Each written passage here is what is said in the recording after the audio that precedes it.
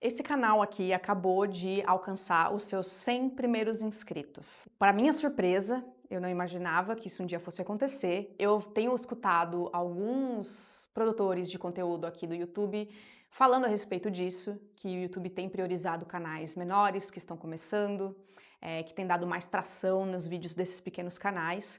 Mas me espantou porque eu fiz uma postagem recente de uma cena que eu gravei, eu sou atriz, e eu postei essa cena e esse vídeo começou a ganhar uma atração enorme. Eu acho que agora ele tá batendo 28 mil visualizações e começou a chamar muito seguidor, né, pro meu canal, que foi de cerca de 60 pessoas que eu tinha aqui já me seguindo. E agora ele já bateu os 100 inscritos e no momento que eu tô gravando esse vídeo ele tá quase batendo os 200 inscritos. Eu olhei a última vez, estava com 193, uma coisa assim. Foi uma surpresa pra mim, não esperava.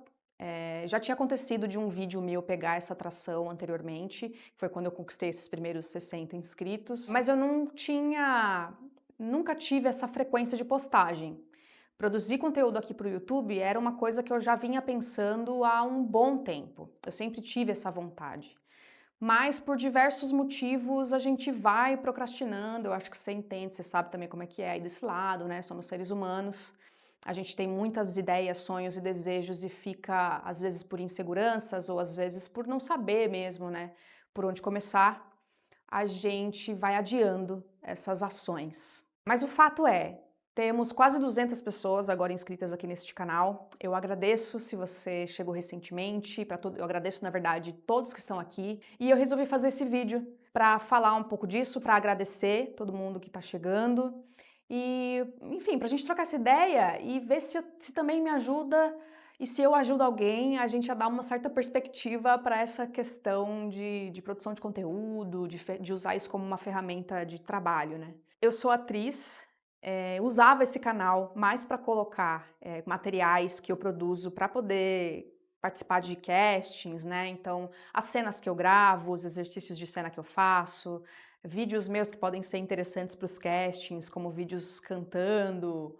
Eu tenho algumas videoarts também, alguns exercícios que vieram lá da época que eu fazia a faculdade de artes cênicas, que eu acabava usando esse canal para postar, para poder entregar atividade. Enfim, depois eu posso contar mais sobre essa minha história, minha formação. Só que, como eu falei, eu já tinha vontade de produzir conteúdo para a internet.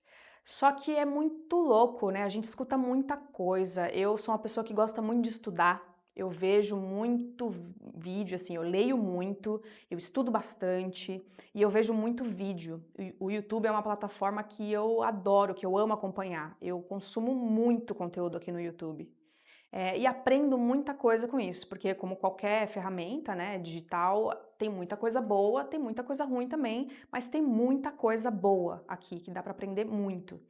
Então, eu sei bastante coisa a respeito de marketing digital e produção de conteúdo, até alguns conteúdos que complementam a minha formação em produção audiovisual também, que eu vou buscando por aqui e que me fizeram evoluir muito nesse sentido. Mas aí a gente fica perdido também num mar de considerações a respeito do que você tem que fazer, do que você não tem que fazer, se você quer ter sucesso nisso ou não, enfim.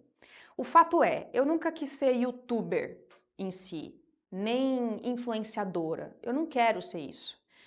Eu tenho justamente esse problema que eu acho que contribuiu bastante para que eu adiasse trabalhar com isso, fazer isso que eu estou fazendo agora, que é, eu sou atriz. Eu, na minha essência, na minha formação, eu sou uma mulher de 33 anos, eu tive uma formação teatral que começou num curso técnico e que me deu muita base, porque meus professores eram pessoas que tinham essa base, né? É de uma geração que enxergam o teatro como um ofício, como algo que você precisa ter uma vocação de fato, né? Um trabalho. E não muita dessa coisa do deslumbramento que vem, né, com as redes sociais, essas coisas. Então eu tenho muito essa visão do meu trabalho como atriz. E eu quero atuar, entendeu? Eu sou atriz, é isso que eu amo fazer. Eu venho de uns anos para cá entendendo que eu também preciso saber viabilizar esse meu trabalho como atriz para construir a minha carreira. Então não dá para ser só atriz, né? Embora isso seja o meu foco principal. Eu também tenho que produzir os meus trabalhos, eu também tenho que entender de outras coisas, né? Hoje em dia, com tantas ferramentas que a gente tem que utilizar, é necessário que a gente amplie essa visão. E o principal é viabilizar o meu trabalho como atriz, né? E eu não estava entendendo como é que eu podia usar essas plataformas a meu favor.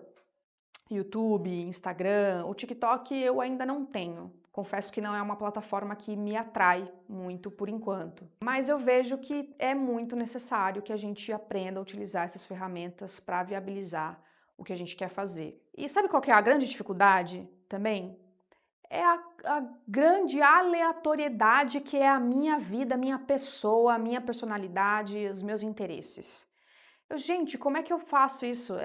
Tem muita gente que fala, pô, você tem que ter um nicho, né? Você tem que produzir para tal área para você poder ter sucesso. Só que eu tenho tantos interesses. Eu sou atriz, mas eu tenho tantos interesses. Sobre o que eu vou falar? Eu posso falar sobre cinema, teatro, sobre arte no geral, mas eu também gosto de falar de outros assuntos. Eu não me vejo presa falando a respeito de uma coisa só, entendeu? E isso me pegou algumas vezes com relação a começar, de fato, a gravar vídeos para o YouTube. Mas aí, de tanto ver tantas coisas a respeito disso, tanta regra, você não pode ampliar as coisas, os interesses que você está falando ali no seu canal, porque no seu canal não vai crescer. Porque tem que ter um foco num público, num assunto X. Ah, não, você mesmo é o seu nicho, você pode fazer o que você quiser com o seu canal, porque quem vai se identificar são as pessoas que vão se identificar com o seu jeito de falar, com a sua personalidade e tal. Essa ideia me agrada muito mais. Então, assim, cata e faz, você tá entendendo? É isso que eu penso que eu tô fazendo aqui agora e é o que eu vou continuar fazendo para produzir conteúdo para as redes, enfim, para usar isso como uma ferramenta que para mim agora é indispensável, né? Eu preciso disso para o meu trabalho, é uma das partes, se eu for colocar Denise Magalhães, atriz, como uma empresa, como um produto que eu mesma sou, eu tenho que admitir isso, entendeu? Essa possibilidade de as redes sociais, eles são um braço, uma área dessa empresa. Aí, eu tava numa dessas minhas andanças que eu costumo fazer pela cidade, e eu me deparei, fui no Sebo Nova Floresta, que fica ali na Sé, no centro de São Paulo. E eu me deparei com este livrão, sobre Antunes Filho. Antunes Filho, poeta da cena, fotos por Emídio Luizi e texto de Sebastião Milaré. Um livro lindo, cheio de, ver se dá pra mostrar, cheio de fotografias do Emídio. Moço. Cheio de fotografias do Emídio Luizi, que é um grande fotógrafo de cena. Enfim, é sobre Antunes Filho, que é um dos maiores diretores e encenadores de teatro do Brasil inteiro, reconhecido mundialmente, levou o trabalho do teatro brasileiro para fora, grandioso, grandioso. E lendo esse texto do Milaré, eu me dei conta, né? Eu fui me dando conta dessa dimensão do quanto às vezes a gente quer. Eu não sei se vai fazer sentido, tá? Tudo isso que eu vou dizer agora, se uma coisa tá ligando com a outra. Eu escrevi aqui uns tópicos, mas enfim. Eu fui lendo esse texto do Sebastião Milaré e eu me dei conta do quanto às vezes a gente espera um resultado final, né? A gente imagina, a gente quer dar uma estrutura para o nosso trabalho, para quem a gente é, para a nossa carreira, para a nossa identidade profissional, antes mesmo da gente saber o que é de fato a nossa identidade artística, o que é que a gente quer produzir, o que nós queremos falar. Aqui a gente vai acompanhando um pouco sobre a história do Antunes Filho.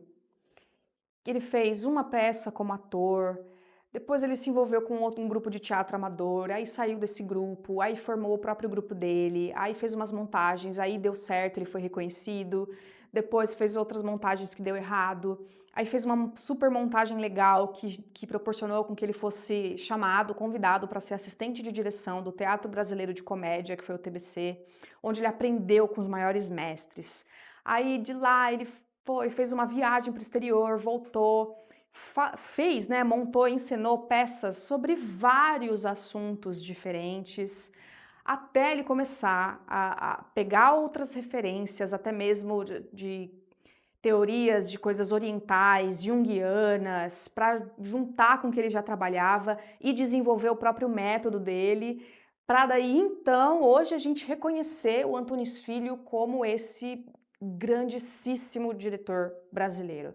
Então é uma trajetória com muitas idas e vindas, quebrou a cara, teve peça que foi criticada pra caramba, ultrapassou um desafio enorme que foi a ditadura militar no Brasil, e foi isso que foi moldando, entendeu? Então demorou um tempo para que ele chegasse onde ele queria chegar.